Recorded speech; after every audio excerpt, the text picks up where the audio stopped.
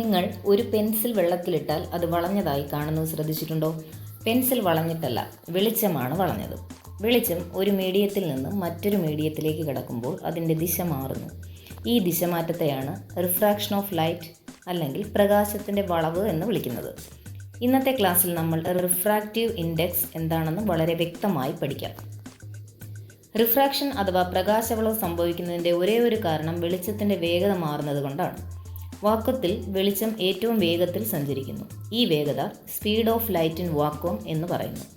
വെളിച്ചം വെള്ളത്തിലേക്കോ ഗ്ലാസ്സിലേക്കോ കടക്കുമ്പോൾ വേഗത കുറയുന്നു. ഈ വേഗത speed of light in medium എന്ന് പറയുന്നു.